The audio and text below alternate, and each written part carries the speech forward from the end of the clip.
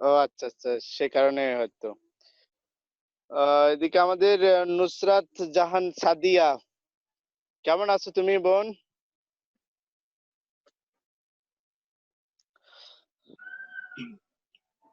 শুভ অপরাহ্ন সুধী লিওবৃন্দ এবং সম্মানিত অতিথিগণ, আসসালামু আলাইকুম এবং শুভেচ্ছা। সাথে আছি আমি Leo Sabiha Alam Jeni, vice president, Leo club of Dhaka. আশা করি সকলেই সুস্থ এবং নিরাপদে আছেন।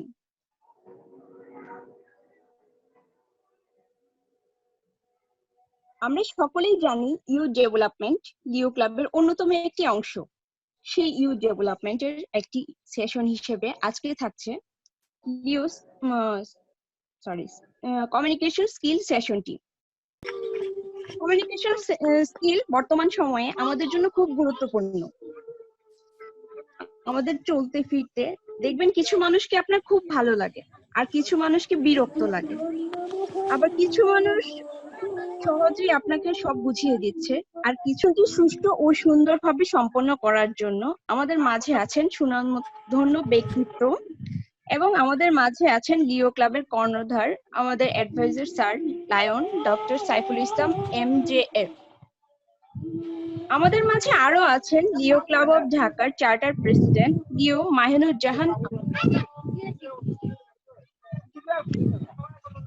এ পর্যায়ে সেশনটি আনুষ্ঠানিকভাবে শুরু করার জন্য লিও ক্লাব অফ ঢাকার সভাপতি মহোদয়ের কাছে আমি অনুমতি প্রার্থনা করছি।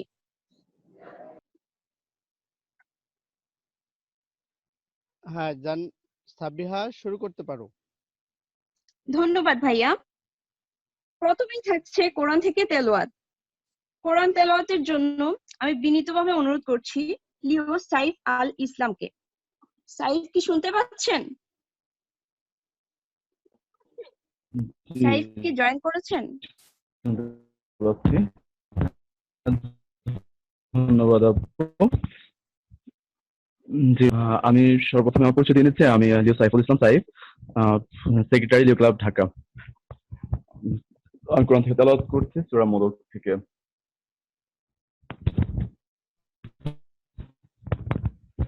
أعوذ بالله من الشيطان الرجيم. بسم الله الرحمن الرحيم. تبارك الذي بيده الملك وهو على كل شيء قدير. الذي خلق الموت والحياة ليبلوكم أيكم أحسن عملا وهو العزيز الغفور. الذي خلق 7 سماوات طباقا ما ترى في خلق الرحمن من تفاعل ارجع البصر هل ترى من فطور. صدق الله العلي العظيم. ধন্যবাদ। ধন্যবাদ সাইফ। এই পর্যায়ে পতাকা অভিবাদন। পতাকাকে অভিবাদন জানানোর জন্য আমি বিনীতভাবে অনুরোধ করছি লিও মৌনত ইসলামকে। মৌনত, আপনি কি শুনতে পাচ্ছেন ওকে? জি আপু, শুনতে পাচ্ছি। আসসালামু আলাইকুম। আমি লিও মৌনত ইসলাম পতাকা অভিবাদনে ডান হাত বাম বুকের উপর রেখে আমাকে অনুসরণ করার জন্য সকলকে অনুরোধ করছি। আমরা অভিবাদন এবং আনুগত্য জানাই আমাদের জাতীয় পতাকার প্রতি। এর গৌরব এবং মর্যাদা নির্ভর করে আমাদের উৎসাহ এবং একাগ্রতার উপর, যা দ্বারা আমরা প্রত্যেকেই সুনাগরিকের দায়িত্ব সম্পূর্ণ করি। স্বর্ণাক্ষরে লেখা এর গৌরবময় ইতিহাস স্বদেশের সুনামের জন্য ভালো কাজ করতে অনুপ্রাণিত করে। আমরা আমাদের জাতীয় পতাকার প্রতি বিশ্বস্ততা ঘোষণা করছি যে এর পথ হচ্ছে আমাদের পথ, এবং আমাদের মধ্য প্রতি ব্যক্তি এই পতাকার প্রভাব ও গৌরবকে আরো উদ্দীপ্ত করার অকপট চালিয়ে যাবে। আরো যাতে করতে বহু পারলে জাতির মধ্যে চেষ্টা চালিয়ে যাব। আমরা আমাদের যাতে জাতীয় বহু পতাকাকে জাতির মধ্যে গৌরবজনক আমরা উচ্চতায় উড়াতে পারি। আমাদের জাতীয় পতাকাকে গৌরবজনক উচ্চতায় উড়াতে পারি। ধন্যবাদ। ধন্যবাদ মৌনতা। এবার লিও প্লিজ। আচ্ছা, মানে স্পিকারটা অন মানে অফ করে রাখেন, যারা হচ্ছে কথা বলছেন না একটু মিউট করে রাখেন প্লিজ। ধন্যবাদ। এ পর্যায়ে লিও প্লেজ পাঠ করার জন্য আমি অনুরোধ করছি লিও রাশেদ ইসলামকে। রাশেদ ইসলাম কি আছেন? জি আপু আছি। আসসালামু আলাইকুম। ওয়ালাইকুম আসসালাম। আপনি শুরু করুন। লিও প্লাস পাঠ করার সময় আমরা ডান হাতটা সামনে রেখে পাঠ করব আর কি।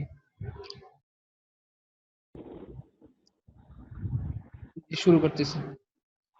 I place of my hands I place up My my hand, hand extend and open extend and open to help those to help those in need.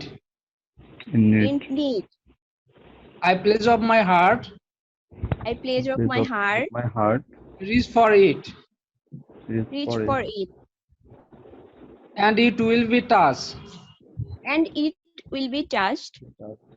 I place of my ears I pledge of my of ears my arm to heart, to heart. another others out of cry. My eyes to see My eyes to see the plight of others. and the plight of others. My knowledge My knowledge to bring a person to being a man closer to their dreams. I pledge of myself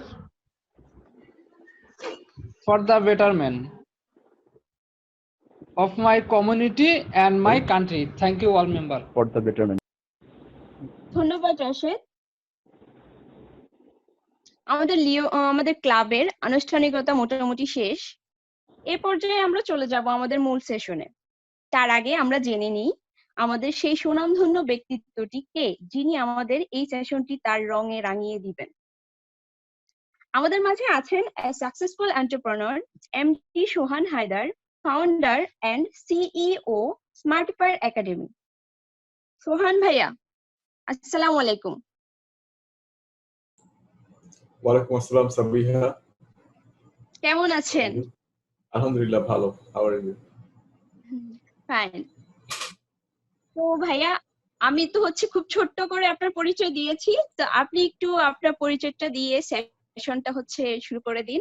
আমি আপনার সহযোগিতায় আমি jenny পাশে আছি। Sure, ঠিক আছে। আমি একটু হোস্টের কাছে পারমিশন চাবো যে আমাকে হোস্ট করার জন্য, তাহলে আমি স্লাইড শেয়ার করতে পারবো।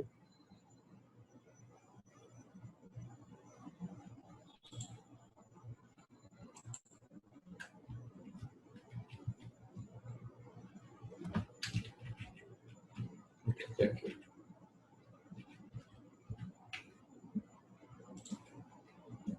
আচ্ছা, আমরা শুরু করি তাহলে। হ্যালো এভরিওয়ান, আসসালামু আলাইকুম। May you all be showered with peace. আজকে এখানে লিও ক্লাবের প্রোগ্রামে আসতে পেরে আমি খুবই আনন্দিত এবং আশা করি আমরা সবাই আজকে বেশ কিছু গুরুত্বপূর্ণ জিনিস শিখতে পারবো, যেগুলো আমাদের ক্যারিয়ারে অনেক কাজে লাগবে। সো সেশন শুরু করার আগে আমি একটু সবার কাছ থেকে অল্প একটু শুনতে চাই যে নিজের নাম এবং কোথায় আছি, আপনি কোন প্রতিষ্ঠানে কাজ করছেন বা কোথায় পড়াশোনা করছেন, এটুকু যদি সংক্ষিপ্ত আকারে বলতেন ভালো হতো। আর তার সাথে একটু বলা যে আজকের সেশন থেকে আপনি কি শিখতে চাচ্ছেন। সো নিজের নাম, প্রতিষ্ঠান আর আজকের সেশন থেকে কি শিখতে চাচ্ছেন, এটা যদি আমরা একজন একজন করে বলি তাহলে খুব ভালো হতো। সো যারা যারা বলতে চান ভলান্টিয়ার্স। আমি তাহলে বলে দিই কার থেকে। আমি এখানে আমার লিস্টে যাদেরকে দেখতে পাচ্ছি, সবার আগে তো মোহাম্মদ আবু বকরকে দেখতে পাচ্ছি। জি, আমি আবু বকর বলছি। আসসালামু আলাইকুম। সালাম। আমি মোহাম্মদ আবু বকর সিদ্দিক, পড়ছি ঢাকা কলেজ ইসলামিক স্টাডিজ মাস্টার্সে। আমার গ্রামের বাড়ি গাইবান্ধা। আর আমি এখানে মূলত শিখতে চাচ্ছি কিভাবে দ্রুত মানুষের সাথে সম্পর্কে একটা উন্নয়ন করা যেতে পারে, এই বিষয়ে এটা মূলত আর কি। ধন্যবাদ। Thank you. সো কারো কারো হয়তো কথা বলতে উপকূল পরিবেশে নেই, সো যারা জি, বলতে আমি চাচ্ছেন জানাতে পারেন। জি, আসসালামু আলাইকুম। আমি ওয়ালাইকুম আসসালাম। লিও মোহাম্মদ সাইফুল ইসলাম সাইফ, সেক্রেটারি জেলা ঢাকা। আমি পড়াশোনা করছি ঢাকা কলেজে, সোশিওলজি সাবজেক্টে। আর হচ্ছে আমার আজকে সেশন থেকে শেখার ইচ্ছা হচ্ছে যে কিভাবে একটা মানুষকে কনভিন্স করা যায় খুব সহজে। হ্যাঁ, কিভাবে হচ্ছে আমি খুব সহজে মানে অল্প সময়ের মধ্যে তার থেকে আমি কিভাবে তার ভিতরে ঢুকে যেতে পারবো, বা তার সাথে আমি কিভাবে রিলেশন বিল্ড আপ করতে পারবো, সর্বোপরি হচ্ছে তার কাছ থেকে আমি কিভাবে কিছু নিতে পারবো। হ্যাঁ, জি। Thank you. নেক্সট কেউ বলতে চান? আচ্ছা, আমি বলি। আমি সাবিহা আলম জেনি, মাস্টার্স করছি home economics college, resource management and entrepreneurship বিভাগে। আর আমার গ্রামের বাড়ি কিশোরগঞ্জ। আর এইখানে আমি লিও ক্লাবে আছি ভাইস প্রেসিডেন্ট হিসেবে। আর এখান থেকে হচ্ছে আজকের সেশন থেকে হচ্ছে আমি জানতে চাচ্ছি যে মানে সহজে কিভাবে মানুষের সাথে মিশা যায়, অপরিচিত মানুষের সাথে কিভাবে সহজে মিশা যায়, এতটুকুই। অসংখ্য ধন্যবাদ। ধন্যবাদ। আমরা আর দুইজনের কাছে শুনবো, তারপরে সেশন শুরু করব। আমি মোহাম্মদ রাশিদুল ইসলাম, লেখাপড়া হচ্ছে Dhaka college, honours second year, উদ্ভিদ বিজ্ঞান বিভাগ। গ্রামের বাড়ি হচ্ছে গাইবান্ধা। আমি আজকে শিখতে চাচ্ছি যে আমরা কেমনে মানুষের সাথে সহজে মিশতে পারবো, এই বিষয়ে আর কি। ধন্যবাদ। আসসালামু আলাইকুম। আমি Leo Jannatul Mrittika, student of MSC program, child development and social relationship department, college of home economics. আমি লিও ক্লাব অফ ঢাকার ভাইস প্রেসিডেন্ট 1 হিসেবে আছি। আর আজকের কোর্স শিখতে চাচ্ছি কিভাবে নিজেকে এক্সপ্রেস করতে পারি কমিউনিকেশন স্কিল ডেভেলপমেন্টের মাধ্যমে। ধন্যবাদ। ওকে, সবাইকে ধন্যবাদ। আর কেউ কি বলতে চান? তাহলে লাস্ট একজন মনে হয় বলতে চাচ্ছিলেন। আসসালামু আলাইকুম। আমি লিও আব্দুল্লাহ সাকিব। আসসালাম। আমি পড়ালেখা করতেছি সম্মান দ্বিতীয় বর্ষ, ইসলামের ইতিহাস ও সংস্কৃতি বিভাগ, ঢাকা কলেজ, ঢাকা। আমার গ্রামের বাড়ি হচ্ছে সিলেটে। তো আমি শিখতে চাইছিলাম যে আজকে বাংলাদেশের মানুষের পাশাপাশি বিদেশি মানুষের সাথে কিভাবে নিজের কমিউনিকেশন ডেভেলপ করা যায়, বিদেশিদের সাথে, বিশেষ করে বিভিন্ন দেশের মানুষের সাথে নিজের কমিউনিকেশন ডেভেলপের জন্য কি কি করা যায়। ওকে, ধন্যবাদ ভাইয়া। সো আমরা সেশনটা স্টার্ট করি। আর বাকিরা, হ্যাঁ, যারা নুসরাত যেরকম লিখে দিয়েছেন, সো বাকিরা আমরা লিখে দিতে পারি যে আজকে আমরা কি শিখতে চাই। সো আমি স্টার্ট করি। আর আমাদের এই মিটিংটা 9 মিনিটের মতো বাকি আছে, 9.5 মিনিট। সো আমরা 5 মিনিট কথা বলার পরে তারপর আমরা আরেকটা আবার নতুন করে জয়েন করলে এটাতে we will be able to continue. So হোস্টদের এই ব্যাপারে সহযোগিতা কামনা করছি, and let's start. So thank you so much for sharing. কে কি শিখতে চাই এটা আমাদের জন্য খুব দরকার, ইন্টেনশন শেয়ার করা, তাহলে বোঝা যায় যে আজকে আমাদের ফোকাসটা কোথায় থাকবে। সো আমি ইউজুয়ালি কমিউনিকেশনের উপর যে ট্রেনিংটা করাই সেটা বেশ বড়। সোফার আমরা কোম্পানিগুলোতে 2 দিনেরও ট্রেনিং করে এসেছি। সো 1 ঘন্টার মধ্যে পুরো জিনিসটা শেখানো যেমন কমপ্লিকেটেড, তেমনি একই সাথে এটা একটা চ্যালেঞ্জ। আর চ্যালেঞ্জের জায়গাটাও মজার, যে কেন আমরা দ্রুত শিখতে পারবো না। সো আমরা যে যে প্রবলেম গুলো বললাম তার অনেকগুলো জিনিস আমরা টাচ করব আজকে আমার কন্টেন্টে। আমি যে স্লাইডটা নিয়ে এসেছি এটার সাথে আমার আরো কিছু স্লাইড আছে, সো টাইম টু টাইম আমি ওগুলো ইউজ করব so that I can answer all of your questions, এবং আমরা 5টার সময় প্রোগ্রামটা শেষ করব।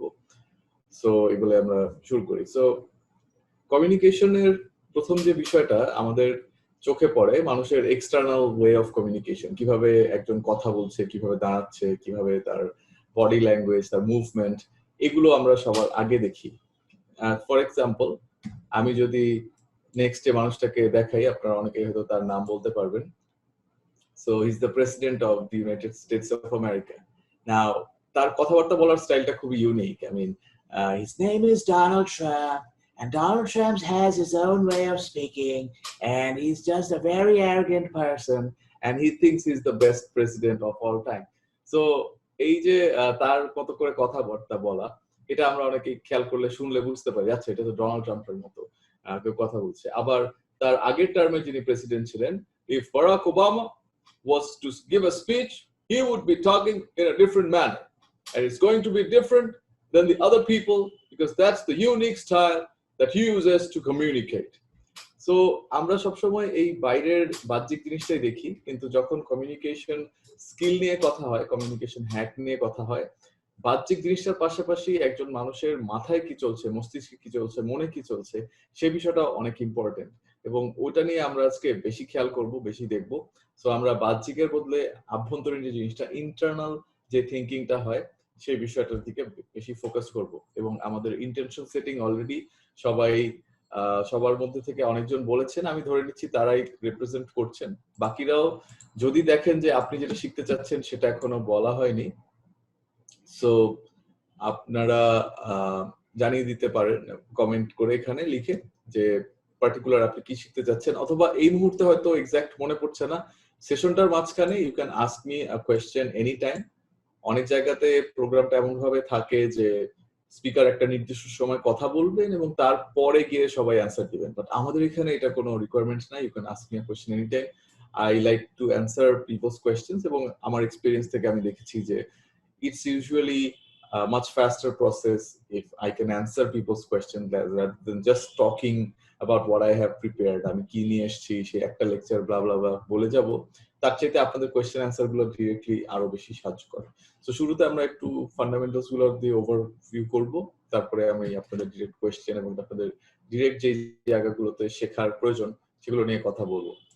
সো আমরা এগিয়ে যাই। আমার ব্যাপারে অলরেডি একটু বলা হয়েছে। সো আমি স্মার্টিফায়ার একাডেমি নামে একটা ট্রেনিং কোম্পানির ফাউন্ডার এবং সিইও। আমি এখানে সফট স্কিলসের উপর ট্রেনিং করাই। আমার পড়াশোনার মধ্যে সবচেয়ে লেটেস্ট হচ্ছে আমি সার্টিফাইড এনএলপি প্র্যাকটিশনার, মালয়েশিয়া থেকে আমি এই ট্রেনিংটা করে এসেছি। আর এছাড়াও অনলাইনে আমি অনেক অ্যাক্টিভ থাকি, আমাদের কোম্পানির প্রেজেন্স আছে বিভিন্ন সোশ্যাল মিডিয়া চ্যানেলে, এবং আমি কোর্স করতে, জানতে, পড়তে খুবই পছন্দ করি। সোফার আমি 30টির বেশি অনলাইন কোর্স কমপ্লিট করেছি, এবং আমাদের ইউটিউব চ্যানেলে, ফেসবুকে 250-র বেশি ভিডিও এ পর্যন্ত তৈরি করা হয়েছে। এছাড়াও আমি কিছু প্রতিষ্ঠানের সাথে নিয়মিত কাজ করে থাকি, তার মধ্যে Robi 10 minute school, spike story, finding Bangladesh, YCC উল্লেখযোগ্য। আর পড়াশোনার দিক থেকে আমার এমবিএ ঢাকা ইউনিভার্সিটি আইবিএ থেকে, আমি ইউকেতে 1 বছর পড়াশোনা করেছি ফিল্ম মেকিং এর উপর। আমার বিবিএ করা নর্থ সাউথ ইউনিভার্সিটি থেকে, এবং নটরডেম কলেজ থেকে আমার এইচএসসি। আর এই ছবিটা দুটো আমার খুবই প্রিয়। আমরা মালয়েশিয়ার কোর্সে প্রথম দিনের ছবিটা হচ্ছে বাঁয়ে, আর শেষ দিনের ছবিটা হচ্ছে একদম ডানে, and you can see that the expression says it all, how much we have learned and how much we have enjoyed this training. So প্রথম দিকে খুব সবাই স্ট্রেঞ্জার, একা একা, সেখান থেকে শেষে এসে একদম everybody is there and learning, and they have all enjoyed and grown together. আর আমি যখন ডেইলি স্টারে ছিলাম, সেখানে আমরা টিমের কাজ করে আমরা দুটো south Asian digital media awards জিতি। এটা গুগল কর্তৃক আয়োজিত ছিল, ইন্ডিয়াতে এই অ্যাওয়ার্ডটা পরে আমাদেরকে দেওয়া হয়। So very lucky to have been a part of those two big projects, এবং আমার অনলাইন কোর্স যেগুলো করা হয়েছে সেগুলোর লিস্ট। সো আমরা আজকে বেসিক্যালি কিছু কমিউনিকেশনের, আপনারা যেহেতু এখানে অনেকেই স্টুডেন্ট, কেউ যদি প্রফেশনাল থাকেন 1 প্রেস করেন, আর স্টুডেন্টরা 2 প্রেস করতে পারেন কমেন্টে, তাহলে আমি বুঝতে পারবো। আমার ধারণা সবাই এখানে পড়াশোনাই করছেন, 1-2 জন বাদে হয়তো। সো এটা আপনারা জানাতে পারেন। এই কারণে আমি একটু টাইপস অফ বিজনেস কমিউনিকেশনটাও রাখছি, যেহেতু কমিউনিকেশন শুনলে অনেকের কাছেই মনে হয় যে কথা বলা, বা এই যে আরেকজনকে প্রভাবিত করা, কারো কাছে কিছু সেল করা, কিন্তু এটার মাধ্যমটা কি?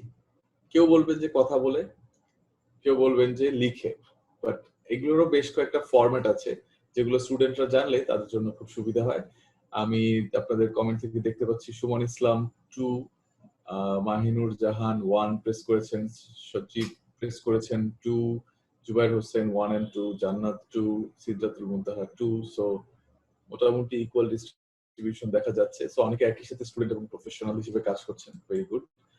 তো আমরা এগিয়ে যাই। সো একটু যদি কনটেক্সট আপনাদেরকে দিই যে কমিউনিকেশন ওয়ার্ডটা কিভাবে আসলো, জানাটা আমাদের জন্য খুবই প্রয়োজন। কারণ না হলে কেন করি কাজটা সেটাই বুঝলাম না, তাহলে কেন ধরি কাজটা সেটাও জানলাম না। সো আমাদেরকে জানার জন্য এটা খুব গুরুত্বপূর্ণ যে কমিউনিকেয়ার শব্দটা থেকে আজকের কমিউনিকেশন শব্দটা এসেছে। So if you look closely, care ওয়ার্ডটা শুরু থেকেই ছিল। So it was part of this activity. সো একটা সময় কিন্তু আপনারা জানেন যে মানুষ কথা বলতে পারতো না, মানুষের তখন উ উ আ আ আ উ উ এরকম আওয়াজ করে মানুষ নিজের মনের ভাব প্রকাশ করতো। সেখান থেকে আস্তে আস্তে we have evolved and now we are communicating, we have a sophisticated language. So ওই সময় থেকে আমরা কমিউনিকেশন করা স্টার্ট করলাম, যেটা অন্যান্য প্রাণীদের চাইতে আরো অ্যাডভান্সড। এবং এটার মূল একটা কারণ হচ্ছে আমাদের কমিউনিটিটাতে আমরা আরো বেশি নিজেদেরকে প্রোটেক্ট করতে চাইলাম, আরো বেশি নিজেদেরকে রক্ষা করতে চাইলাম, এবং সেই কেয়ারিং এর জায়গা থেকে কমিউনিকেয়ার, সেখান থেকে কমিউনিকেশন। তো আমরা যখন মানুষের সাথে যোগাযোগ করছি, এটা যদি মানুষের উপকারে না আসে, এটা যদি কারো কোনো কাজে না আসে, তাহলে সেই কমিউনিকেশনটার ভিত্তিটা কি? সো অবশ্যই আজকে এমন একটা দিনে আমরা এখানে আছি যেখানে, যে দিনটাতে পৃথিবীতে অনেক ধরনের অনিয়ম হচ্ছে, অনেক ধরনের খুন হচ্ছে। ফ্রান্সে আজকে খুব বাজে একটা কাজ হলো, সেখানে 3 জনকে খুন করা হলো। এবং এছাড়াও বাংলাদেশেও গত কিছুদিন ধরেই বিভিন্ন ধরনের অপরাধ ঘটছে। সো এর মধ্যে আমাদের আসলে একটা জিনিস খুবই মনে রাখতে হবে যে মানুষ মানুষের জন্য, আমরা সামাজিক জীব। সো আমরা এই যে অ্যাগ্রেসিভ কাজগুলো এবং অন্যের ক্ষতি করার দিকটাতে যদি ফোকাস করা বাদ দেই এবং নিজেদের বিষয়টা নিয়ে কাজ করি, এবং আমাদের যোগাযোগগুলো যাতে একজন একজনের জীবনে ভ্যালু অ্যাড করার জন্য হয়, সেটা আমাদের জন্য খুব ভালো হবে। So time is almost up, আর 1 মিনিট আছে। আমরা এখন তাহলে লিভ করে আবার জয়েন করি সবাই, তাহলে ভালো হয়। ঠিক আছে, আমি আবার জয়েন করে স্লাইড শোটা আবার শেয়ার করছি। তাহলে আমি লিভ করছি। আমরা সবাই লিভ করে আবার জয়েন করব।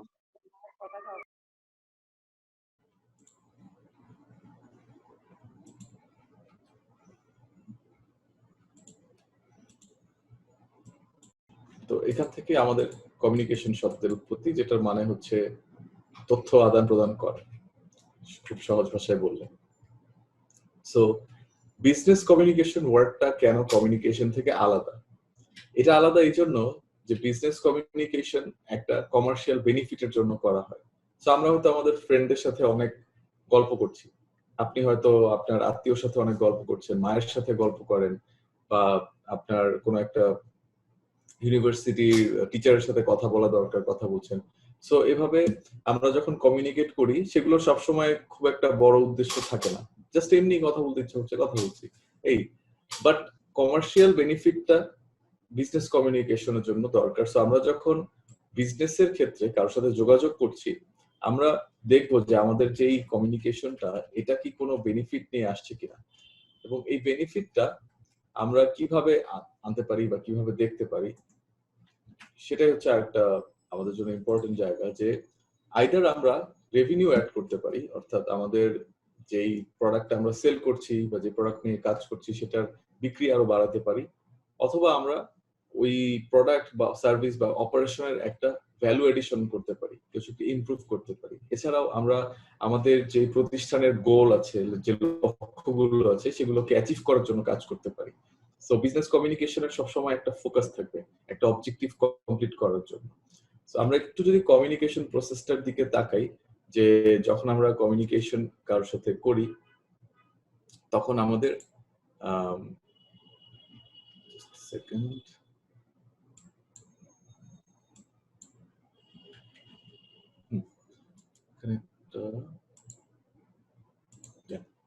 সো যখন আমরা কমিউনিকেশন করি, তখন আসলে কি হয়, একজন সেন্ডার থাকে যিনি মেসেজটা পাঠাচ্ছেন, এবং একজন রিসিভার থাকেন যার কাছে মেসেজটা যায়। সো সেন্ডারের কাছ থেকে মেসেজটা রিসিভারের কাছে গিয়ে আবার ফেরত আসাটাই হচ্ছে কমিউনিকেশন। সো সেন্ডার যখন মেসেজটা পাঠান, তিনি আগে একটু চিন্তা করে নেন যে আমি কি বলবো, তারপরে তিনি কিভাবে পাঠাবেন, কোন মাধ্যমে পাঠাবেন সেটা ঠিক করেন, তারপর মেসেজটা যায়। এবং রিসিভারের কাছে যাওয়ার পর উনি মেসেজটাকে আবার একটু ঠিকঠাক করেন, উনি এটাকে বুঝে নেন যে আচ্ছা কি বলা হচ্ছে, বোঝার পর তারপর উনি একটা রেসপন্স তৈরি করেন। সো উনি আবার তখন জানান এবং সেটা সেন্ডারের কাছে ফিডব্যাক হিসেবে ফেরত আসে। সো এর মধ্যে এটা আসলে বোঝা খুব একটা কমপ্লিকেটেড কিছু না, ভেরি সিম্পল থিং, রাইট? কিন্তু এটা আপনাদেরকে দেখানোর মূল উদ্দেশ্য হচ্ছে এটা যে এখানে সবচেয়ে বড় একটা বিষয় হচ্ছে নয়েজ। অর্থাৎ যখন দুইজন মানুষ কথা বলছেন তাদের আশেপাশে নয়েজ বলতে আপনারা কি বুঝবেন? যে গাড়ির হর্নের আওয়াজ হচ্ছে। একটু আগে আমরা দেখলাম যে যখন কথা বলছিলেন হোস্ট, তখন আরেকজনের ইয়ে থেকে মাইক থেকে নয়েজ আসছিল, তখন ওনাকে বলা হলো যে এটা মিউট করে দেন, উনি মিউট করে দেওয়ার পর নয়েজটা চলে গেল। এইটুকু আমরা সবাই বুঝি। কিন্তু আরেকটা জায়গা আছে, সেটা হচ্ছে ইন্টারনাল নয়েজ। অর্থাৎ একটা মানুষের মনের ভেতরে অনেক কথা চলে, অনেক ঘটনা চলে। ফর এক্সাম্পল, আমরা এখানে সবাই সেশন করতে বসে আছি ঠান্ডা মাথায়। কারো যদি এমন হয় যে তার আত্মীয় হসপিটালে ভর্তি আছেন, আইসিইউতে আছেন, এবং তাকে এই সেশন শেষ করে আবার যেতে হবে, তার মাথায় কিন্তু নয়েজটা ইন্টারনালি একটু বেশি, আর এখন ওই জায়গা থেকে অনেক টেনশন হচ্ছে। কিংবা কারো যদি এমন হয় যে কোনো একটা পরীক্ষা আছে সামনে বা কোনো একটা বিষয় নিয়ে তিনি দুশ্চিন্তা করছেন, তো তখন তার মাথার ভিতরে নয়েজটা অনেক বেশি। এবং এটাই কমিউনিকেশনের অনেক সময় আমরা এড়িয়ে যাই, আমরা ভুল করে ফেলি। So we need to understand, we need to talk to the person and see what's going inside his or her mind. এটা আমরা কিভাবে দেখব? আমরা প্রশ্ন করব, তার এক্সপ্রেশন গুলো খেয়াল করব, এবং উনি কি বলছেন সেটাও আমরা খেয়াল করব। সো আপনার বেস্ট ফ্রেন্ডের কথা একটু ভাবেন। আপনার বেস্ট ফ্রেন্ড আপনাকে দেখলেই বলে দিতে পারে না যে দোস্ত তোর মনে হয় আজকে মনটা খারাপ, আজকে তোর একটু মনে হয় কেমন জানি লাগতেছে, তুই আজকে একটু অন্যরকম উদাস হয়ে আছিস। কারণ উনি আপনাকে বুঝতে পারে, উনি আপনাকে দেখে আপনার ভেতরে কোনো ইন্টারনাল নয়েজ আছে কিনা সেটা বুঝতে পারছেন। সো আপনি যখন আপনার কলিগের সাথে কথা বলছেন, টিমমেটের সাথে কথা বলছেন, ওই ফ্রেন্ডের মতোই তার মনের ভাবটা আগে বোঝার চেষ্টা করেন। সেটা যদি বুঝতে পারেন তাহলে আপনার কমিউনিকেশন করাটা আরো সহজ হয়ে যাবে। এবং এরপর আমি একটা মডেল দেখাবো, এনএলপির মডেলটি। এটা এনএলপি কোর্স করতে গিয়ে আমি শিখি। সো এটা আমাদের খুবই খুবই ইন্টারেস্টিং একটা মডেল হিসেবে কাজ করবে। কারণ হচ্ছে আমরা যখন কারোর সাথে কথা বলি বা যে কোনো জায়গায় যাই, ইভেন এখন আপনি যে একটা রুমে বসে আছেন, এখানেও একই সাথে অনেক ঘটনা ঘটছে, 3 থেকে 4 মিলিয়ন, মানে 30 থেকে 40 লক্ষ মতো ঘটনা ঘটছে। তারপরে কাছে অবাক হয়ে লাগতে পারে যে কি এত এত জিনিস কিভাবে। একটু খেয়াল করলেই দেখবেন আপনি যে রুমটায় বসে আছেন, এই রুমের লাইটের একটা পার্টিকুলার টেম্পারেচার আছে, লাইটের একটা পার্টিকুলার লুমোসিটি যেটাকে বা লুমিনোসিটি বলা হয় যেটাকে। সো এটা একটা পার্টিকুলার ইন্টেন্সিটি আছে। আপনি যেখানে বসেছেন ওখানে সাউন্ড আসছে, আমার কথার একটা সাউন্ড আছে, আপনার রুমের ফ্যানের হয়তো একটা সাউন্ড আছে, বাইরে থেকে বাতাস আসলে বাতাসের একটা সাউন্ড আছে, আশেপাশে যদি কেউ কোনো কথা বলে সেটার একটা সাউন্ড আছে। তারপরে আবার রুমের যতগুলো অবজেক্ট, যতগুলো জিনিস আছে আপনার সামনে, সেগুলোর পার্টিকুলার কালার আছে। কোনোটার কালার নীল, হলুদ, সবুজ, হলুদ, সবুজ, নীলেরও অনেক ভেরিয়েশন আছে। তারপরে এগুলোর পরেও এমন শব্দ এবং এমন আলো আছে যেগুলো আসলে আমরা টেরই পাই না, যেগুলো আমাদের সেন্সের বাইরে, কিন্তু আমাদের বিভিন্ন ধরনের সায়েন্টিফিক টুল বা গ্যাজেট ইউজ করে সেটা আমরা বুঝতে পারি।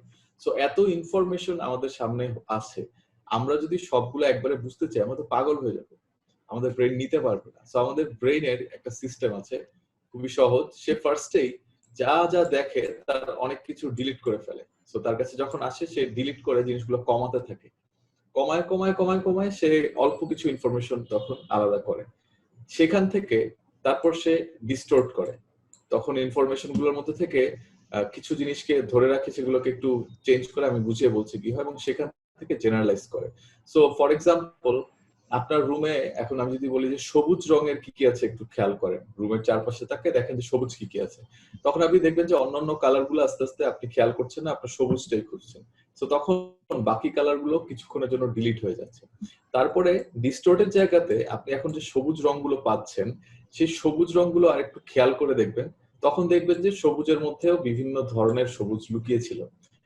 সো আপনার ব্রেন কি করছে যে রুমের অনেক কিছু তার মধ্যে থেকে রং হিসেবে আলাদা করলো, সেখান থেকে আবার সবুজ রংটাকে জাস্ট জেনারেলাইজ করে সবুজ দেখাচ্ছে। বাট তারপরে খেয়াল করলে দেখবেন যে এটা হচ্ছে আসমানি কালার, সরি এটা টিয়া কালার, এটা হয়তো বটল গ্রিন, ওটা ডিপ গ্রিন, বিভিন্ন ধরনের কালার এর মধ্যে ছিল। সো আমরা এই তিনটা ওয়েতে ইনফরমেশন ফিল্টার করে তারপরে আমাদের মাথায় একটা ফাইনাল ইনফরমেশন আসে, এবং সেটাও আবার আমাদের মনের কি অবস্থা ওই সময় আমরা কোন বিষয়ে বিশ্বাস করি, কোনগুলোতে বিশ্বাস করি না, ভ্যালু সিস্টেমের উপর ডিপেন্ড করে, আমাদের সাইকোলজির উপর ডিপেন্ড করে। খুব সহজ এক্সাম্পল যে আপনি যদি একজন মুসলিম মানুষকে কোনো ধরনের অ্যালকোহল জাতীয় প্রোডাক্ট খেতে বলেন, উনি কখনো এটা খেতে চাবেন না, ইগনোর করবেন বা বলবেন যে না সরি আমি এটা নিতে পারছি না। আবার যদি আপনি একজন হিন্দু মানুষকে কি গরুর মাংস খেতে বলেন, উনিও দেখবেন যে ওটাতে খুবই আনকমফোর্টেবল আছে। সো এই জিনিসগুলো আমরা করি না কেন? আমরা ওই যে তার ইন্টারনাল রিপ্রেজেন্টেশনটাকে প্রোটেক্ট করতে চাই। আমরা সবাইকে, সব ধর্মের মানুষকেই সম্মান দেখাতে চাই। সো যেটা করা দরকার। সো এই হচ্ছে পুরো ব্যাপারটা। সো আমাদের সমস্ত ইনফরমেশন গুলো থেকে আসলে অনেক কিছু ডিলিট হয়ে যাচ্ছে। ডিলিট হওয়ার পর কিছু কিছু জিনিস থাকছে এবং সেখান থেকে আমরা বুঝে নিচ্ছি। সো আমরা যারা আজকে বললাম যে আমরা দ্রুত কমিউনিকেট করতে চাই, ইফেক্টিভলি কমিউনিকেট করতে চাই, তাদের জন্য এই স্লাইডটা প্রচন্ড গুরুত্বপূর্ণ। কারণ এখন আপনারা জানলেন যে আপনাদের অনেক কথাই ডিলিট হয়ে যাচ্ছে। তাহলে কিভাবে আপনি ওই মানুষটার মাথায় ঢুকবেন? কিভাবে আপনি তার সাথে একটা বন্ধুত্বপূর্ণ সম্পর্ক তৈরি করবেন যার সাথে আজকের আগে কোনোদিন আপনার দেখাই হয়নি? কিভাবে আপনি তাকে আপনার কথায় প্রভাবিত করে আপনার একটা প্রোডাক্ট বিক্রি করতে পারবেন, অথবা আপনি তাকে কনভিন্স করতে পারবেন যে হ্যাঁ আমাকে চাকরিটা দিতে হবে, যে আপনি হয়তো চাকরির ইন্টারভিউতেই কাউকে কনভিন্স করতে চাচ্ছেন। সো এর জন্য আপনাকে যেটা করতে হবে, ওই মানুষটাকে বুঝতে হবে, এবং কিভাবে বুঝে তাকে প্রভাবিত করা যায় সেটা নিয়ে আমরা একটু পরে দেখবো। আমরা এখন একটু এগিয়ে যাচ্ছি। এবারে আমরা কিছু কমন সেন্স, যেটা হয়তো একটু আনকমন, সেটা নিয়ে আলোচনা করব। আপনাদের কাছে জিজ্ঞাসা করব যে আপনারা এই স্টেটমেন্ট গুলোর সাথে এগ্রি করেন নাকি ডিসএগ্রি করেন? যে অতীতে থাকা ভালো, অতীতে আমাদের অনেক সুন্দর সুন্দর মেমোরি, অনেক সুন্দর সুন্দর ঘটনা আছে ছোটবেলার। সো অতীত নিয়ে চিন্তা করা, ঘাটাঘাটি করা একটা ভালো অভ্যাস, এটা কি ঠিক নাকি ভুল?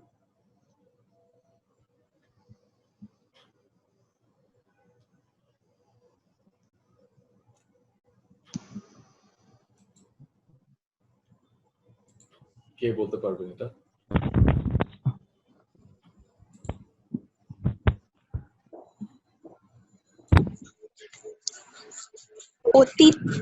অতীত নিয়ে ঘাটাঘাটি করাটা আমার মনে হয় ঠিক না, কারণ যেটা ঘটে গিয়েছে সেটা ঘটেই গিয়েছে, সেটা আমাদের হাতে নেই, সেটা আমরা চাইলেও চেঞ্জ করতে পারবো না। অ্যাবসলিউটলি ঠিক বলেছেন জান্নাত। আমাদেরকে অতীত থেকে যত দূরে বের হয়ে এসে একদম বর্তমানে থাকা যায় তত ভালো। হ্যাঁ, কখনো কখনো আমরা কি করি যে একটা পরীক্ষা থেকে দেখার চেষ্টা করি, আচ্ছা ওই পরীক্ষায় আমি কিছু মার্ক কম পেলাম, কেন পেলাম, এটা কিভাবে আরো ভালো করা যায়। বা হয়তো আপনি একটা বিজনেস ডিল করার সময় আপনার একজন ক্লায়েন্টের সাথে ঠিক মতো নেগোসিয়েশনটা হয়নি, তো এখন নেগোসিয়েশনটা ভালো করে করার জন্য আপনি ওখান থেকে কিছু শিখতে চাচ্ছেন, that's okay.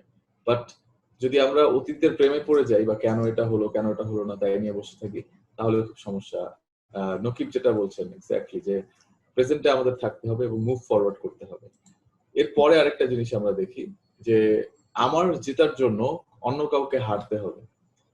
Is it true or false? এটা আপনারা কি মনে করেন? জি অবশ্যই। অবশ্যই সাইফ বলছেন অবশ্যই। আর কেউ কিছু ট্রু বলছেন? ট্রু। ওকে, নুসরাত বলছেন ট্রু। আপনারা লিখেও জানাতে পারেন আপনাদের অ্যানসারটা যদি অডিওতে কোনো প্রবলেম হয়। সো এইটার অ্যানসারটা ইন্টারেস্টিং, যে আপনি যখন ক্রিকেট বা ফুটবলের মতো খেলার কথা আমার মনে হয় না যে সবসময় আমাকে জিততে হলে আরেকজনকে হারতেই হবে। সবসময় তো এমন কম্পিটিশন থাকে না যে যেখানে শুধু আমাকেই জিততে হলে আরেকজনকে হারতেই হবে। এমন তো হয় যে আমিও জিতলাম আরেকজনের পাশকে নিয়ে জিতলাম। এক্স্যাক্টলি ভাইয়া, আমি একটা এক্সাম্পল দিয়ে বলি যে ধরুন একটা কোম্পানিতে একটা ফ্রিজ বিক্রি করার কোম্পানি, ওখানে একজন ফ্রিজ কিনতে গেছে দোকান আর কি। দোকানে গিয়ে উনি ফ্রিজ কিনবেন। সো তাকে বলা হচ্ছে আচ্ছা ভাই আপনার বাজেট কিরকম? উনি বলেন আমার বাজেট ভাই 30,000 টাকা, আমি 30,000 টাকায় একটা ফ্রিজ কিনবো।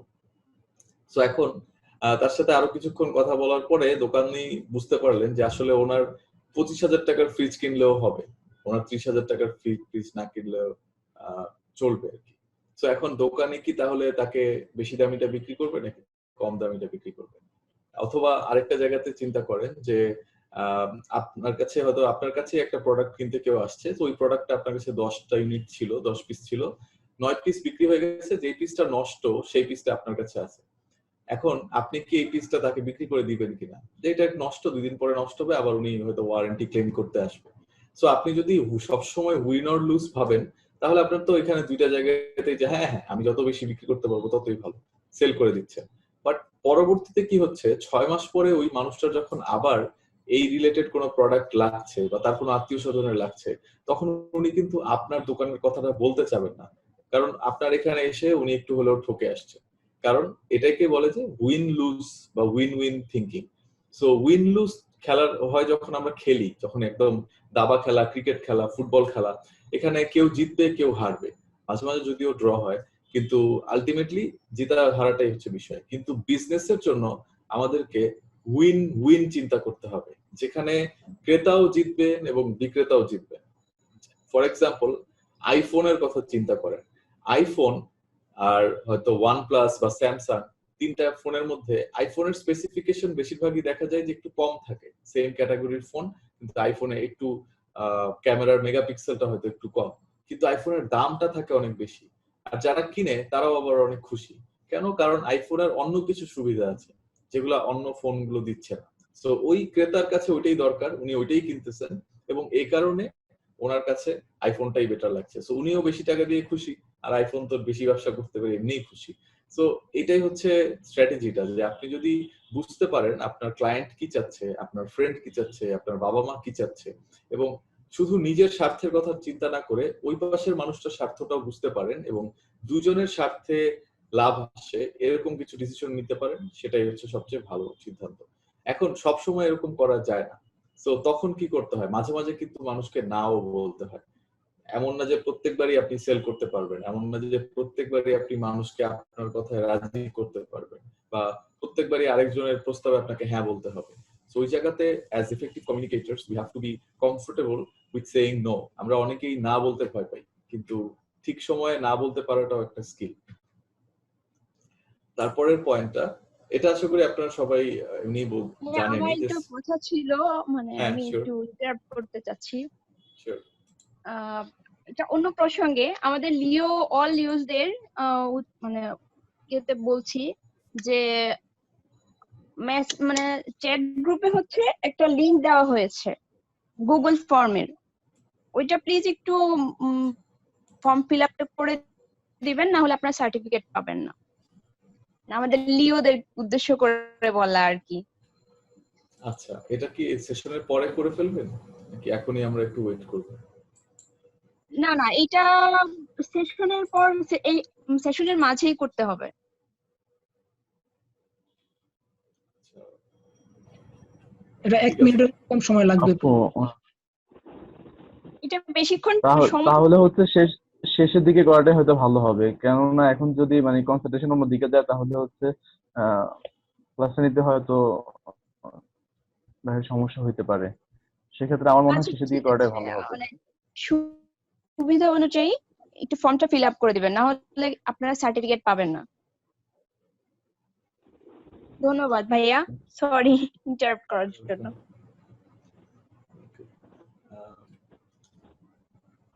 সো আমরা পরে এগিয়ে যাচ্ছি, যে সাকসেসফুল হয়ে গেলে আমরা অনেকে অহংকারী হয়ে যাই যে আমাদের আর কাউকে দরকার নেই, কিন্তু প্রত্যেকটা সাকসেসফুল মানুষের আরো বেশি হেল্প দরকার হয়। যেমন আপনি যদি আজকে স্ট্যান্ডার্ড চার্টার্ড বাংলাদেশের এমডির কথা চিন্তা করেন, যে ওনার তো মাসিক বেতন হয়তো 25 লাখ টাকারও বেশি। সো উনি এত সাকসেসফুল একটা মানুষ, ওনার কি আর কাউকে লাগবে? কিন্তু যদি একটু খেয়াল করেন দেখবেন যে ওনার বাসায় ওনার ফ্যামিলি বাদে কুক থাকছে, দারোয়ান থাকছে, তার শার্ট ইস্ত্রি করে দেওয়ার জন্য মানুষ থাকছে, তার প্রত্যেকটা কাজে হেল্প করার জন্য কিন্তু মানুষ থাকছেন, এবং ওনাকে আরো বেশি ডিপেন্ডেন্ট হতে হচ্ছে অন্যদের উপর, যাতে করে উনি ওনার কাজটা ভালোভাবে করতে পারেন। সো দ্যাটস ওয়াই যতই সাকসেসফুল হই না কেন আমাদের এটা মনে রাখতে হবে যে দিন শেষে আমরা অন্যদের উপরও নির্ভরশীল। সো অ্যারোগেন্ট যাতে না হয়ে যাই। এবারে আমি লাস্ট পয়েন্টটা প্রেজেন্ট করছি, যেটা হচ্ছে আপনাদের এখানে মতামত চাচ্ছি, এটাই শেষ পয়েন্ট এখানে। তারপরে আমরা কিভাবে অন্যদেরকে কনভিন্স করা যায় সহজে সেই জিনিসগুলো দেখবো। সো যেটা আমরা অনেক সময় জানি যে নিয়তের উপর সব কাজের ফলাফল নির্ভরশীল, এরকম একটা কথা আসে।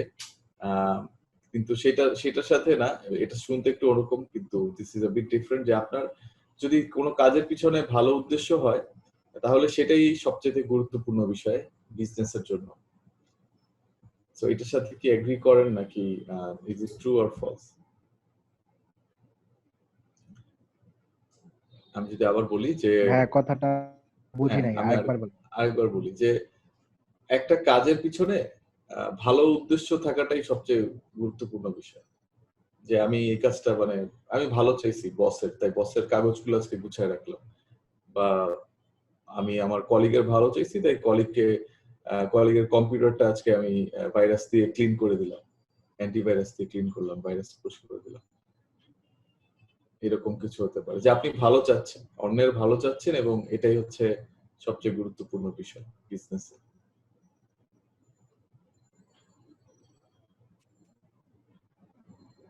অন্যের ভালো তো অবশ্যই ভাই চাইবো, আহ, আর নিজের ক্ষতি হচ্ছে কিনা সেটাও দেখতে হবে আর কি। যদি নিজের ক্ষতি না হয় তাহলে অন্যের ভালোটা করা যাবে, কিন্তু এমন করা যাবে না যে নিজের ক্ষতি করে অন্যের ভালো করছি, এটা করা যাবে না আমার মনে হয় যেটা। ধন্যবাদ। এখানে কাজের চাইতে আগে চিন্তাটা আর কি, যে ঠিক আছে। হ্যাঁ, আর কেউ কিছু জি বলতে হ্যাঁ, চাচ্ছে? হ্যাঁ অবশ্যই হচ্ছে আগে হচ্ছে চিন্তা দরকার, যে আমরা যে বলি যে নিয়তের উপরে মানে সবকিছু নির্ভর করে। আসলেই যদি আমার স্বচ্ছ যদি ধারণা না থাকে, স্বচ্ছ কিছু নিয়ে যদি আমি সামনের দিকে চিন্তা না করতে পারি, তাহলে তো আমি বেশি দূর আগাতে পারবো না। হ্যাঁ, তো সেক্ষেত্রে অবশ্যই নিয়তটা ঠিক থাকতে হবে, বা চিন্তাটা ভালো থাকতে হবে আমার মনে হয়। এখন আমি আপনাদেরকে এক্সাম্পলটা দেখাই, যে এটা খুবই ফেমাস একটা সিনের এক্সাম্পল, যে এই মানুষটা তার নিয়তটা কিন্তু খুব ভালো, যে তিনি ল্যাপটপ পরিষ্কার করতে চাচ্ছেন।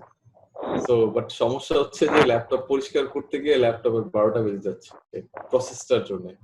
সো আলটিমেটলি যখন আমরা কোনো কাজ করি যেটার রেজাল্টটা কি হইতে পারে সেটা আমরা জানি না, বা কাজটা কিভাবে করতে হয় এটা না জেনে কাজটা শুরু করে দিই, তখন কিন্তু আমাদের এই পরিণতিটা খারাপ কিছুই হয়ে যায়। সো যেহেতু মানুষ ভালো, সেহেতু হয়তো আপনাকে সবাই পছন্দ করবে, কিন্তু চাকরির পৃথিবীটা, বিজনেসের ওয়ার্ল্ডটা এরকম, এখানে যদি আপনার কাজের রেজাল্টটা ভালো না হয়, আপনাকে একটা সফটওয়্যার বানানোর দায়িত্ব দেওয়া হয়েছে, সেটা বানাতে পারেননি, অথবা আপনাকে প্রোডাক্ট সেল করতে দেওয়া হয়েছে, সেটা হয়তো সেল করতে গিয়ে করতে পারছেন না, তো মানুষ হিসেবে ভালো কিন্তু রেজাল্ট নিয়ে আসতে পারছেন না কোম্পানির জন্য, তখন কিন্তু চাকরিটা কতদিন থাকবে সেটাই একটা প্রশ্নের বিষয়। আর চাকরি যদি থাকেও প্রমোশন পেতে গেলে অনেক বেশি কষ্ট হবে। সো এখানে সব ধরনের আপনি বিজনেসের বই, যদি যে কোনো ধরনের বই পড়েন, কিংবা আমি আমার অভিজ্ঞতা থেকেও যতটুকু দেখেছি সব জায়গাতেই, যে দিন শেষে যে মানুষগুলো রেজাল্ট নিয়ে আসতে পারেন এবং সেটা দেখাতে পারেন অফিসকে, বসকে, তারা খুব দ্রুত ক্যারিয়ারে এগিয়ে যায়। তো এই তাড়াতাড়ি যারা ক্যারিয়ারে এগিয়ে যেতে চান, এই জন্যই বলছি যে অনেকে ভাবেন যে আমি তো মানুষ ভালো, আমি তো ভালো চিন্তা করে কাজটা করলাম, কিন্তু ফল হলো খারাপ। সো ফল খারাপ হলে কিন্তু অফিস আপনাকে খারাপ চোখেই দেখবে। এটা হচ্ছে আমাদের যেহেতু ধর্মে বলা হয়, সো আল্লাহ পাকের কাছে সব ধরনের এভিডেন্স সবকিছু আছে, উনি একটা নিউট্রাল চিন্তা করবেন, উনি হচ্ছেন বিচারকদের বিচারক। কিন্তু আমাদের অফিসে তো আর সেরকম সময় নেই। অফিসে দেখা যায় 5 সেকেন্ডের ভুলের কারণে একটা মানুষের চাকরিও চলে যেতে পারে, এরকম সিচুয়েশনও হয়। তো অবশ্যই কমিউনিকেশনের এই একটা জায়গায় জন্য আমি সবসময় বোঝানোর চেষ্টা করি এবং মানুষজনকে মনে করাই যে এটা যাতে আমরা খেয়াল রাখি যে আমাদের কাজের রেজাল্টটা কোথায় আসতে যাচ্ছে এবং কি হতে যাচ্ছে। সো তারপর আমি একটু ফরম্যাট গুলো বলছিলাম যে কিভাবে কমিউনিকেশন হয়। সো ইন্টারনাল কমিউনিকেশন এবং এক্সটার্নাল কমিউনিকেশন। ইন্টারনাল হচ্ছে অফিসের ভিতরে নিজেদের সাথে, নিজেদের টিমমেটদের মধ্যে, যেমন আপনারা লিও ক্লাবের সবাই মিলে যখন প্ল্যান করেন যে নেক্সট একটা ইভেন্ট করবো, একটা প্রোগ্রাম করবো, কি করতে হবে, তখন হচ্ছে ইন্টারনাল কথাবার্তা। এক্সটার্নাল হচ্ছে যখন আপনারা হয়তো বাইরে কোনো স্পিকারের সাথে যোগাযোগ করলেন, যখন হয়তো আপনারা কিছু জানাচ্ছেন, কিংবা যখন আপনাদের এই যে আমার সাথেও যখন যোগাযোগ করছি, এটা এক ধরনের এক্সটার্নাল কমিউনিকেশন হচ্ছে।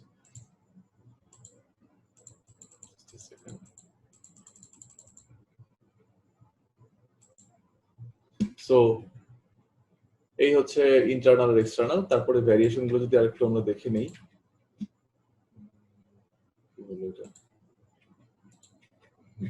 মিটিং একটা নিয়মিত ঘটনা, অফিসে গেলে আপনাদের অনেক মিটিং করতে হবে।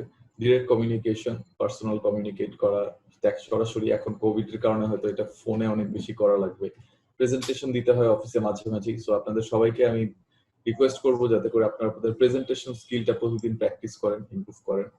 এটা একা একাও দিতে হবে, অনেক সময় গ্রুপেও দিতে হবে, এবং এটা লিডারদের একটা স্কিল, এটা পারতেই হবে। আর ইমেইল আরেকটা জিনিস যেখানেও আপনাদেরকে শিখে নিতে হবে কিভাবে দ্রুত ভালো ইমেইল লেখা যায়, এবং এখন অনেক ধরনের অ্যাপের মাধ্যমে যোগাযোগ করা হয়। সো যত বেশি ডিজিটালি আপনি স্যাভি হবেন, ডিজিটালি যত বেশি জানবেন, তত আপনার জন্য ভালো হবে। আর স্পিচ মাঝে মাঝে দিতে হয় অফিসে, তো সেটা মাঝে মাঝে হয়, এবং সবসময় যেটা প্ল্যান করে সবাইকে ইমেল করে জানিয়ে তারপর হবে এরকম না, কখনো কখনো হঠাৎ 3-4 জন কলিগের সামনে কথা বলা লাগতে পারে। আর সবচেয়ে ইন্টারেস্টিং একটা হচ্ছে grape fine. So grape fine মানে হচ্ছে আঙ্গুরের বাগান। তো কেন অফিসের কমিউনিকেশনের মধ্যে আঙ্গুরের বাগান জিনিসটা আসছে? এটা আসার কারণ হচ্ছে যে অফিসের এর আগ পর্যন্ত আমরা যা যা দেখলাম সব ধরনের কমিউনিকেশন কিন্তু একটা ফর্মাল ওয়েতে হচ্ছে, সবগুলোরই একটা উদ্দেশ্য থাকছে এবং একটা প্রপার প্রিপারেশন নিয়ে কাজগুলো হয়। কিন্তু গ্রেপ ফাইন হচ্ছে অফিসের অদৃশ্য যে কথাবার্তাগুলো, যেগুলো টঙে চা খাওয়ার সময় হয়, যেগুলো দুজন কলিগ যখন শুক্রবারে একসাথে কোথাও খেতে যাচ্ছেন, বা যখন 5 জন মিলে গাজীপুরে কোনো রিসোর্টে বেড়াতে যাচ্ছেন, তখন অনেক আড্ডাবাজির মধ্যে মধ্যে কথাবার্তা হয়, তখন অনেক এমন ইনফরমেশন লিক হয়ে যায়, কিংবা এমন কোনো নতুন আইডিয়া আসে যেটা নর্মাল সেটআপে হয় না। সো ম্যানেজমেন্টের পক্ষে একটা মিটিং ট্র্যাক করা সহজ, গ্রেপ ভাইন ট্র্যাক করা কঠিন। কারণ কখন কে কোথায় চা খেতে গেল, বিড়ি খেতে গেল, সিগারেট খেতে গেল, কে কোথায় রিসোর্টে বেড়াতে যাচ্ছে, কারা কি করে বেড়াচ্ছে, সবকিছু তো আর দেখা সম্ভব না। কিন্তু ভালো অফিসের ম্যানেজাররা এই গ্রেপ ভাইনটাকেও ঠিক মতো কাজে লাগাতে পারে, যে এই মানুষজনের আড্ডাবাজি থেকে কিংবা ইনফর্মাল কমিউনিকেশন গুলো থেকেও কিভাবে আমরা প্রোডাক্টিভ কিছু আইডিয়া তৈরি করতে পারি। সো এই হচ্ছে ওভারঅল ওভারভিউটা। আমরা এরপরের আমি আরেকটা স্লাইড থেকে আপনাদেরকে কিভাবে কাউকে সহজে কনভিন্স করা যায় সেই জিনিসটা বলি। আর আরেকজন বলছিলেন যে অন্যদের সাথে কথা বলার সময় যেটা বুঝতে পারলাম যে সাহসের একটা জায়গা আছে, হয়তো অনেকে এখানে ইন্ট্রোভার্ট, আপনারা ইন্ট্রোভার্ট এক্সট্রোভার্ট শব্দটা মানে তো মনে হয় নিশ্চয়ই জানেন। যে কেউ কি আমাকে বলতে পারবেন যে ইন্ট্রোভার্ট মানে কি, এক্সট্রোভার্ট মানে কি?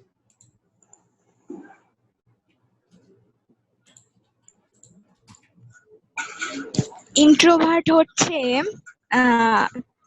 কিছু কথা বলতে চেয়েও বলা হয় না, নিজের মধ্যেই থেকে যায়। আর এক্সট্রোভার্ট হচ্ছে খুব সহজেই নিজের কথাগুলো, মানে নিজের মনের কথাগুলো এক্সপ্রেস করতে পারে অন্যের সামনে। এই তো। থ্যাংক ইউ সো মাচ জান্নাত, অনেক কাছাকাছি উত্তর। সো আরেকটু যদি আমি ভেঙে বলি যে ইন্ট্রোভার্ট মানুষজন একা একা থাকতে পছন্দ করেন, তারা কথা কম বলতে পছন্দ করেন এবং কম কথা বলেই তারা অভ্যস্ত। তো এই কারণে অনেক মানুষের মাঝখানে গেলে তাদের একটু অস্বস্তি হয়, কিংবা তাদের একটা কথা মাথায় আসলে মুখে আসতে সময় লাগে। আর যারা এক্সট্রোভার্ট তাদের আবার অনেক মানুষের সাথে থাকতে ভালো লাগে, তারা যত বেশি আড্ডাবাজি দিবে, যত বেশি তারা সবার সামনে গিয়ে কথা বলবে, তাদের তত মজা লাগে। সো তারা দেখা যায় যে পাবলিক স্পিকিং এর মতো স্কিলের প্রতি বেশি আকৃষ্ট হন।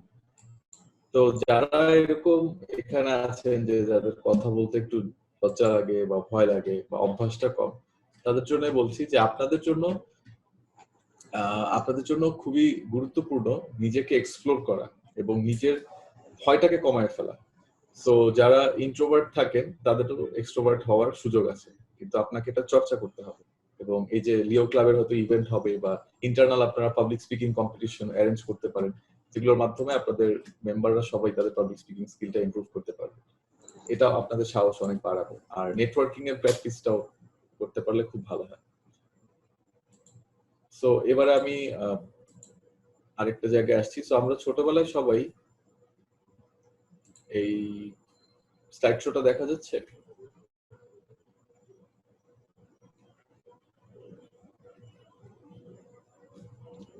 জি দেখা যাচ্ছে।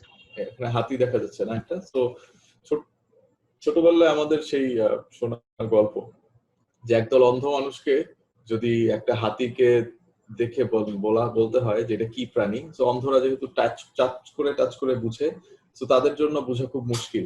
যে হাতির লেজটা ধরলো সে বলছে এটা তো একটা দড়ি, ঠিক আছে। যে হাতির বডিটা টাচ করে দেখতেছে তার কাছে এটা একটা ওয়াল মনে হচ্ছে। যে হাতির কান ধরতেছে তার কাছে মনে হচ্ছে এটা একটা পাখনা, যে বাতাস করার জন্য যে পাখনা থাকে সেই পাখনা। যে আবার হাতির দাঁত ধরে দেখছে তার কাছে মনে হচ্ছে এটা মানুষের পেট ফুটা করে দেওয়ার জন্য একটা বল্লম টাইপের কিছু। সো এক একজন এক এক জিনিস আমরা ভাবতে থাকি। সো প্রত্যেকটা মানুষেরই এরকম নিজস্ব একটা দৃষ্টিভঙ্গি থাকে পৃথিবীটাকে দেখার, বোঝা। সো আমাদেরকে ওই জিনিসটা বুঝতে হবে। যখন কাউকে আমরা প্রভাবিত করতে চাই, আগে তার পৃথিবীর মডেলটা বুঝতে হবে, সে কিভাবে পৃথিবীটা দেখে। এবং এটা কিভাবে বুঝবো? তার কথাবার্তা শুনে, তাকে প্রশ্ন করে। আমরা যখনই কারো ব্যাপারে কিছু জিনিস হয়তো আর একটু জানতে চাই, তখন জিজ্ঞাসা করা যায়, অথবা তাকে ডিরেক্টলিও জিজ্ঞেস করা যায় যে আপনার কি করতে ভালো লাগে, বা আপনার মনে হয় সিনেমা অনেক পছন্দের। তো এইভাবে আমরা কনভারসেশনে আরো ভিতরে গেলে ওই মানুষের সাথে আমাদের র্যাপও বাড়ে। সো র্যাপোর বাংলা হচ্ছে খাতির। কারোর সাথে আমার যত খাতির ভালো, তার সাথে আমার কমিউনিকেশনটাও তত সুন্দর, তত সহজ হচ্ছে। সো নেক্সট আমি আরেকটা জিনিস দেখাই।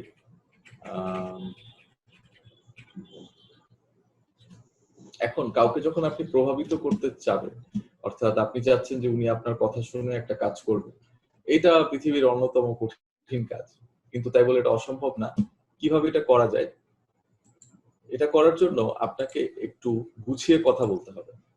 এবং ব্যাপারগুলো এরকম যে একজন মানুষকে যখন আমরা কিছু বোঝাতে চাই, তাকে আমার কয়েকভাবে ইনফ্লুয়েন্স করতে হবে। একটা হচ্ছে ক্রেডিবিলিটি বিল্ড করা, আমি যা বলছি সেটার যোগ্যতা আমার আছে কিনা। মানুষটা যখন বুঝবেন যে হ্যাঁ উনি এটা নিয়ে বলছেন, উনি এটা নিয়ে জানেন, এক্সপার্ট, তখন তার আমার কথার উপর একটা বিশ্বাসযোগ্যতা তৈরি হবে। তো আপনার নিজের যে ক্রেডিবিলিটি, নিজের, আপনি হয়তো লিও ক্লাবের প্রেসিডেন্ট, ভাইস প্রেসিডেন্ট, এভাবে যখন নিজের পরিচয় দেন, মানুষের আপনার সম্পর্কে একটা ভালো ধারণা তৈরি হয়। এরপর আসে ইমোশন।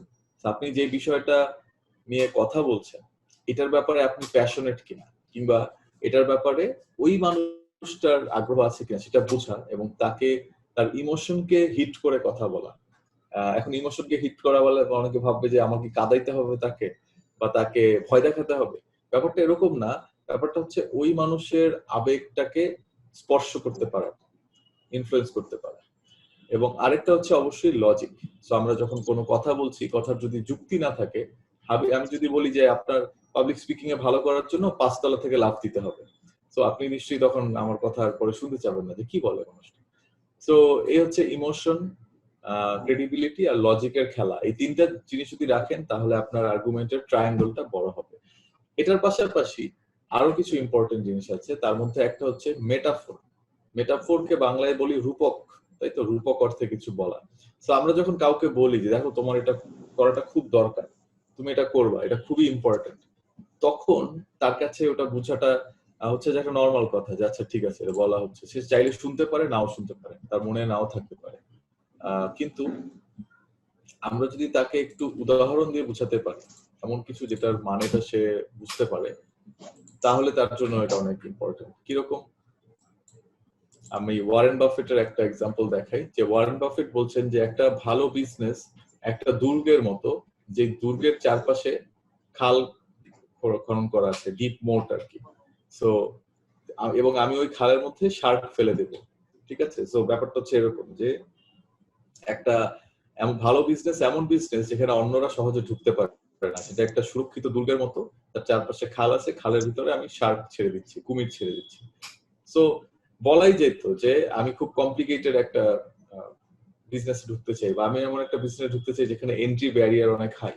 কিন্তু এটা শুনলে আপনি আমরা কতটুকু কল্পনা করতে পারতাম? সো মাস্টার কমিউনিকেটররা এভাবেই কমিউনিকেট করেন।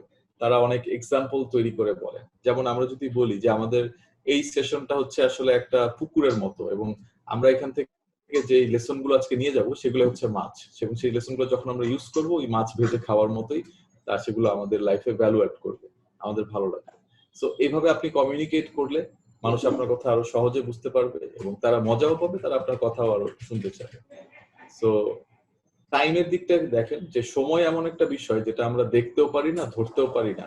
আমরা ঘড়ি দিয়ে সময়কে বুঝাচ্ছি। সো আমরা সময়কে আমাদের ল্যাঙ্গুয়েজে আনার জন্য টাইম ইজ মানি এটা বলছি। আমরা বলি যে এই তুমি সময় খরচ করো না, don't spend too much time for this or that.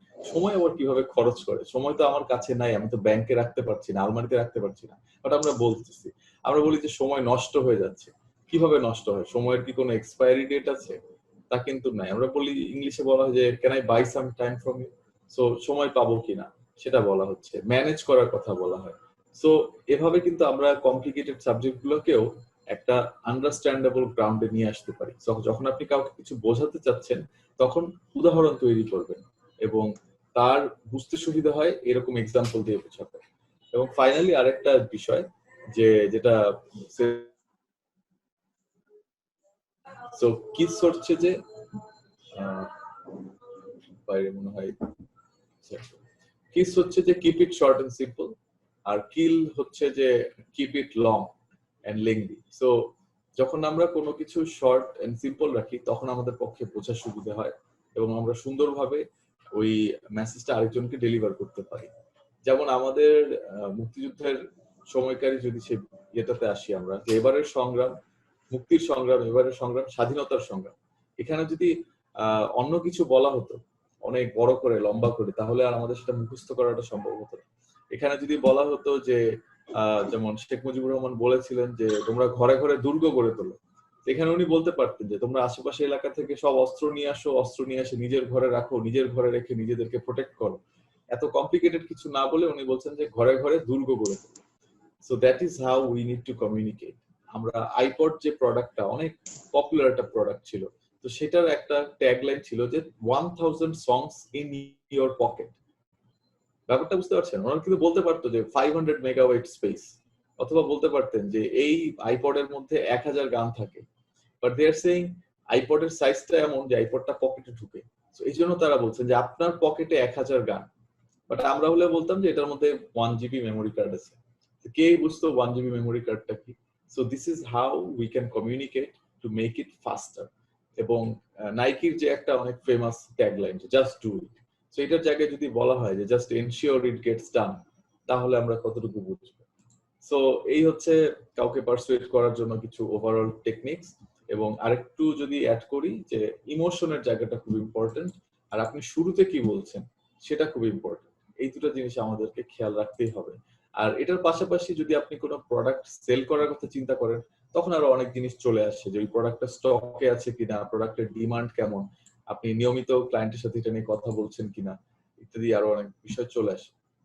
অন্য মানুষরা ইউজ করছে কিনা, দেখা যায় সমাজে আমাদের কিন্তু স্মার্টফোন কেনার এতটা ইয়ে ছিল না, প্রচলিত একটা ব্যাপার ছিল না। মোবাইল ফোনই আমরা কেনা শুরু করলাম, বেশি বছর হয়নি। সেইখান থেকে এখন প্রত্যেকেই ভাবে যে আমার তো ফোন কিনলে একটা স্মার্টফোনই কিনতে হবে, কারণ সবাই কিনছে, কারণ society has upgraded to that level. So আমাদের আর 5 মিনিট আছে, সেশনের টাইমও শেষ। সো এই 5 মিনিটে কারো কোনো প্রশ্ন থাকলে আমাকে করতে পারেন, প্রশ্নগুলো উত্তর দেব এবং তারপরে আমরা আমাদের সেশনটা আজকে এখানেই ক্লোজ করব।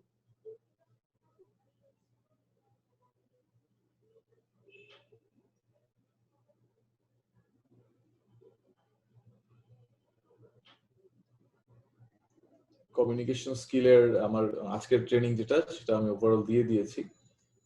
আপনারা কোনো প্রশ্ন থাকলে আমাকে করতে পারেন। আর আমি একটু রিক্যাপ করে দিই যে আজকে কি কি নিয়ে আমরা আলোচনা করলাম। আমরা কমিউনিকেশন প্রসেস দিয়ে শুরু করলাম।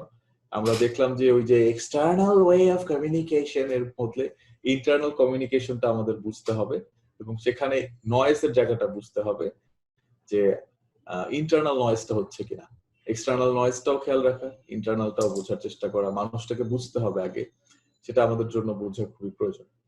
এবং তারপরে আমরা দেখলাম যে আমাদের অনেক কথাবার্তাই আসলে ডিলিট হয়ে যায়, যাকে বলছি তার মনে থাকে না, তাই এমন ভাবে বলতে হবে, উদাহরণ তৈরি করে বলতে হবে যাতে করে তার এটা ভালো লাগে। তারপরে আমরা অতীত নিয়ে বেশি চিন্তা করব না, সেটা নিয়ে কথা বললাম।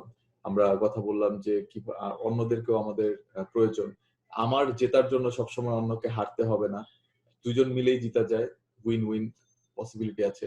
সো আমাদেরকে উইন উইন খুঁজতে হবে। এবং আমরা দেখলাম যে শুধুমাত্র ভালো ইচ্ছা থাকলেই হবে না, ওই রেজাল্টটাও দরকার। ল্যাপটপ ইয়ে দিয়ে সাবান পানি দিয়ে ল্যাপটপ ধুলেই ল্যাপটপ পরিষ্কার হয়ে ঠিক হয়ে যাবে না, বরং উল্টো নষ্ট হয়ে যাবে। সো বুঝতে হবে কোন কাজটার ভূমিকা কেমন।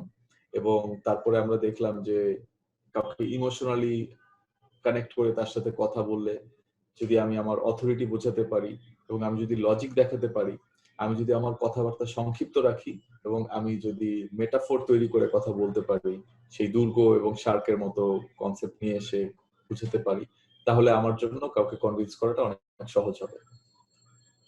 সো কেউ এখনো কোনো প্রশ্ন করছেন না? সবাই সবকিছু বুঝতে পেরেছেন?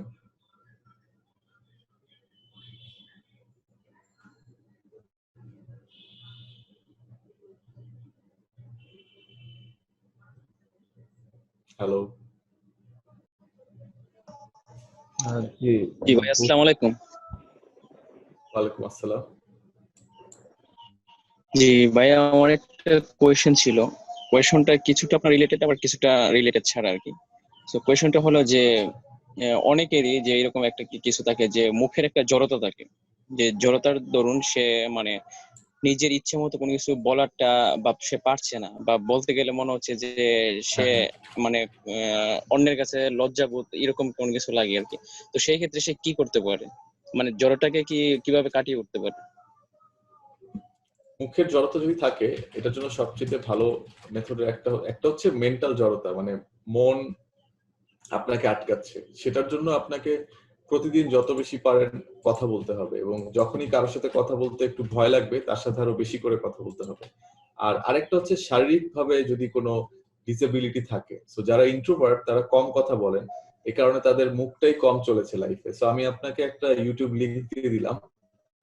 এই ভোকাল এক্সারসাইজটা যদি আপনি প্র্যাকটিস করেন, বা যারই সমস্যা আছে সে যদি প্রতিদিন ভোকাল ওয়ার্ম আপটা করে, তাহলে তার মুখের জড়তা গুলো কমে যাবে। আমার নিজেরও ছিল। সো আমি এভাবে গত 5 বছর ধরে প্র্যাকটিস করে করে, এই ধরনের অ্যাক্টিভিটি করে করে আমার জড়তাটা কমিয়ে ফেলতে পেরেছি। সো জড়তা হ্যাঁ, জড়তা প্লাস বয়, যে আমি একটা কথা আপনাকে বলবো, আপনি কথাটা আসলে সেটা পজিটিভলি আপনি নিবেন না নেগেটিভ নিবেন, ওই মানে জড়তার কথা বলছিলাম আর কি সাথে। আচ্ছা, ওইটার জন্য ওই যে যত পারা যায় কথা বলতে হবে, স্টেজে উঠতে হবে, এবং সাহস করে কথা বলে দেখতে হবে। ভয়ের কি আছে, আপনাকে তো কেউ মারবে না। সো আমাদের সেশনের টাইমটা শেষ হয়ে গেছে, আর লাস্ট 1 মিনিট দেখতে পাচ্ছি। মনে হয় শেষ হওয়ারও কিছু অ্যাক্টিভিটি ছিল, পোস্টার অর্গানাইজাররা বলতে পারবেন। সবাই কি আবার জয়েন করবেন নাকি এখানেই শেষ? না, আমাদের অবশ্যই জয়েন করতে হবে। হ্যাঁ, আবার জয়েন করব। জি, আমাদের আমরা হচ্ছে সেশন সবাই আরেকটু সময়ের জন্য জয়েন